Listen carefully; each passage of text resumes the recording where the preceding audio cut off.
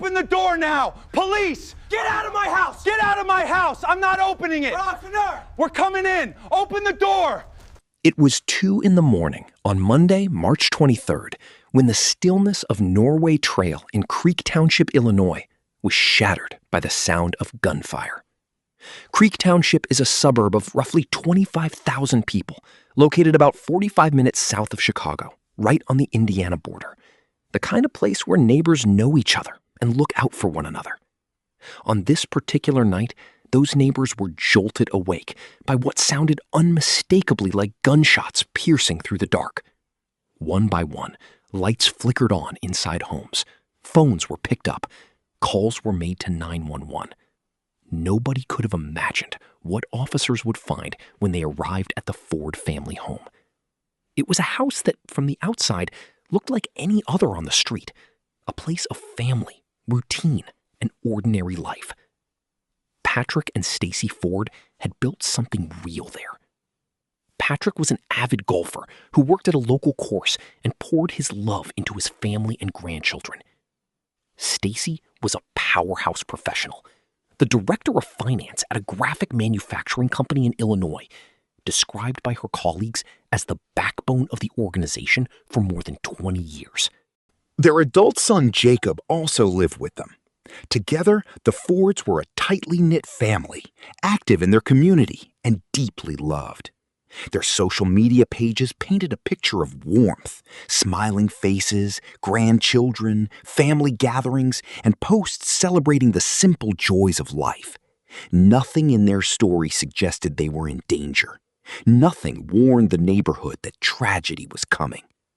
But when Will County Sheriff's deputies rolled up to that house in the dead of night, responding to what they called a welfare check, what they discovered inside and outside that home would change everything and send shockwaves across the entire region. When law enforcement arrived at the Ford home on Norway Trail, the scene that greeted them was devastating. Outside the house, in a car parked on the property, they found Jacob Lambert, the adult son of Patrick and Stacy Ford, shot dead. Social media later showed images of a car being towed from the scene, a tarp draped over the passenger side window, shielding whatever evidence lay within. Inside the house, not far from the front door on the first floor, officers discovered Patrick and Stacy Ford. Both had been shot. Both were dead. 3 people from the same family, a mother, a father, and their son, all killed in the same night, in the same place, in what appeared to be a targeted, deliberate act of violence. Adding to the eerie atmosphere of the scene was the family dog, found wandering the property alone, confused, with no one left to take care of it. The image was haunting, a loyal pet circling a crime scene, unaware that the family it belonged to was gone. Will County investigators moved quickly. From very early on, law enforcement described this not as a random act of violence, but as a targeted incident, a domestic violence situation. They were not dealing with a mystery attacker or an unknown motive in the broadest sense.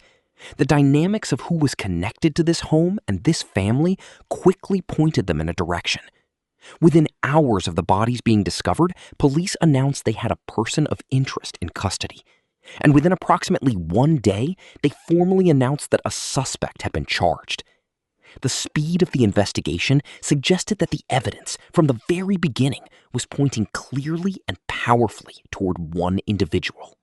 To anyone who scrolled through social media and stumbled upon pictures from a 2023 birthday party, Jenna Strobble looked like any other young mother celebrating her toddler's 2nd birthday. In the photos, the family was color-coordinated, smiling, and happy. Jacob Lambert held the children. Jenna stood beside him, beaming.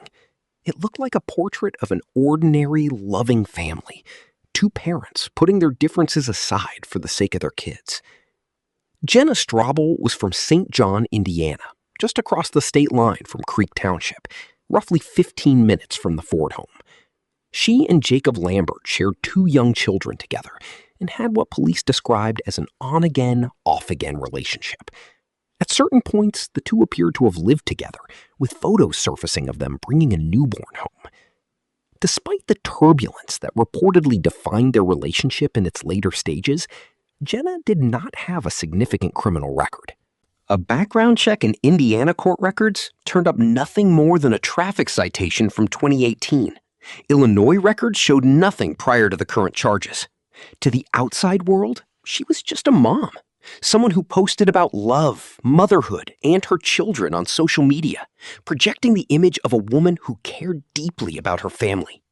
But CBS News Chicago would later report that in January 2025, just 2 months before the murders, deputies had been called to the home for a domestic battery incident and a mental health intervention.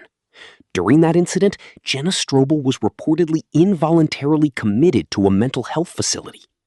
That detail, buried beneath the cheerful social media posts and birthday photos, suggested a very different and far more troubled reality was unfolding behind the scenes, one that few people outside the immediate circle knew anything about.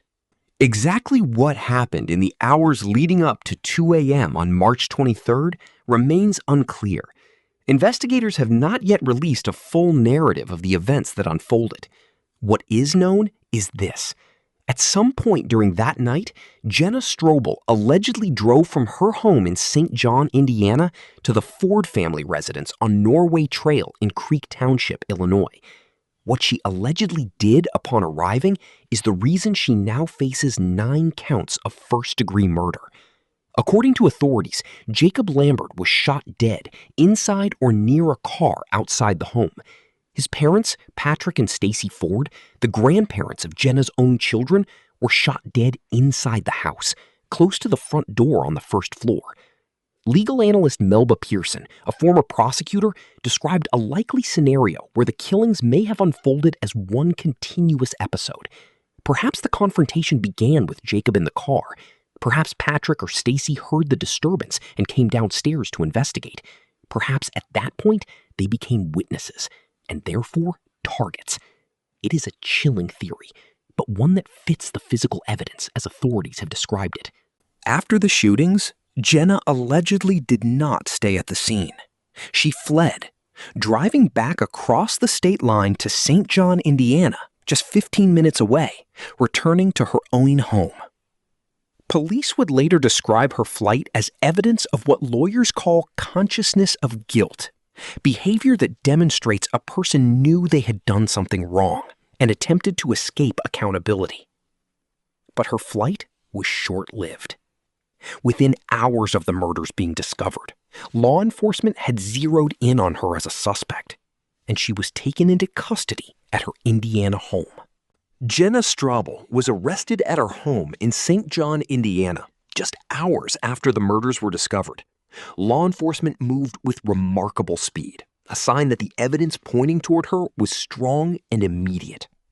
The Will County Sheriff's Office reported that upon her arrest, Strobble made incriminating statements. The exact nature of those statements has not been publicly disclosed, but authorities have made clear they consider those statements significant, potentially critical to the prosecution's case. In addition to her statements, investigators recovered what they described as the murder weapon, a firearm. The combination of a recovered weapon and incriminating statements from the suspect herself gave prosecutors a powerful foundation to build their case on. Strobble now faces 9 counts of first-degree murder in Will County, Illinois. 9 counts for 3 victims. As legal analyst Melba Pearson explained, this is a deliberate prosecutorial strategy. Multiple counts can account for varying degrees of intent and premeditation, provide flexibility during plea negotiations, and serve as a safeguard if certain charges face challenges during trial. Because Strobble was arrested in Indiana, she cannot simply be transferred to Illinois without due legal process. She is currently being held in Lake County, Indiana, and must go through the formal extradition process before facing a judge in Will County. The same process that would apply even if she had fled thousands of miles away, simply because she crossed a state line. Illinois has no death penalty, which narrows the leverage prosecutors have during plea negotiations. But as Pearson noted, the prospect of life in prison, with the possibility of dying behind bars, is itself a powerful motivator. Strobble's path forward is unclear, and her fate now rests entirely with the Illinois court system. In the aftermath of the murders, the community around Creek Township began to process an almost incomprehensible loss. People who knew Patrick, Stacy, and Jacob Lambert flooded social media with tributes. One friend described Jake as a man who understood deeply how important family was, an exceptional father who wanted his children to have strong values and to know they were loved beyond measure. Patrick was remembered as a warm, golf-loving family man who cherished his grandchildren. Stacy's employer posted a heartfelt message calling her the backbone of their company for over 2 decades. 3 lives of genuine meaning and connection, erased in a single night. And yet, beneath the grief and the outrage, perhaps the most painful element of this entire tragedy is the fate of 2 small children, Jenna Strobble and Jacob Lambert's kids, who are now at the center of an unimaginable reality. In a single night, they lost their father, their grandparents, and effectively their mother, who now faces spending the rest of her life in prison. Who will raise them? Who will explain to them when they are old enough to understand what happened on Norway Trail on that Monday morning? Legal analyst Melba Pearson put it plainly and painfully. Her heart broke for those 2 children who lost everything in one fell swoop. The case raises broader questions, too, about domestic violence, about mental health intervention, about what signs were missed and whether earlier action could have prevented the tragedy. A domestic battery call and mental health commitment just 2 months before 3 people died raises uncomfortable questions about the gaps in the systems designed to protect people. The trial, if it happens, will attempt to answer some of those questions. But for the Ford family, and for 2 children who no longer have parents to tuck them in at night, no verdict will ever be enough.